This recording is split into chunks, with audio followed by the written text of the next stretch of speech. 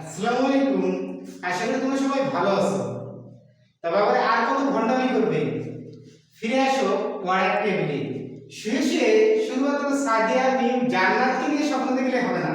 কেননা সাদিয়া মিম জান্নাতে তোমাকে পরীক্ষায় পাশ করতে পারবে না।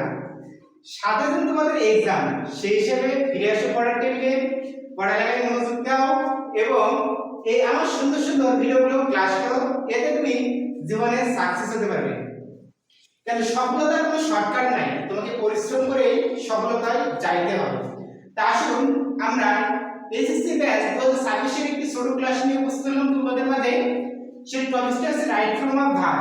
এই রাইট ফ্রম অফ ভার্ব অনেকে কঠিন মনে করো, কিন্তু আমার একটি ক্লাসে তুমি সবকিছু বুঝে যেতে পারবে। তাই আমরা কুমিল্লা বোর্ড 2019 এই রাইট ফ্রম ভার্বটি এখন সলভ করব। প্রথমে দেওয়া আছে এই নাম্বারটা আছে শুরুতেই জ্ঞান।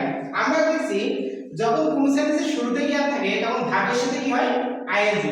তাহলে এখানে টিচিং এর সাথে কি হবে? ING, teaching. Is a noble profession. এই টিচার, দেখো একজন টিচারের কথা বলছে। কয়জন টিচার? একজন। যখন সাবজেক্ট যখন সিঙ্গুলার হবে তখন ভার্বের সাথে কি হবে? এস অথবা ইএস। তাহলে আমরা এই ভার্বটা সিঙ্গুলার করে দিলাম ইএস যুক্ত করে। তাহলে এই teacher he is student from the core of his heart.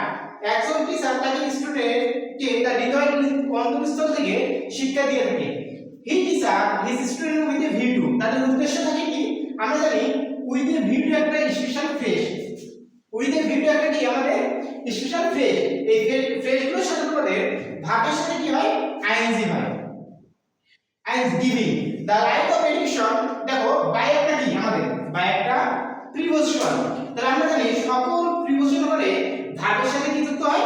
ING. তাহলে আমরা দেখব বাইয়ের পরে একটা ভার্ব আসলে কি হবে? ING giving the right of education student can. আচ্ছা আমাদের ক্যান একটা কি ভার্ব? Modal verb. আমরা জানি সকল মডেল ভার্বের পরে কি হয়?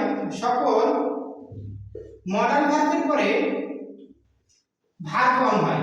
ভার্ব ফর্ম মানে কি? ভার্বের বেস ফর্ম। তো আমরা জানি এই ক্যান একটা মডেল ভার্ব। যখন কোন সেন্টেন্সের সামনে মডেল ভার্ব থাকবে তখন ভার্ব যেটা আছে সেটাই হবে। Feel like there inside.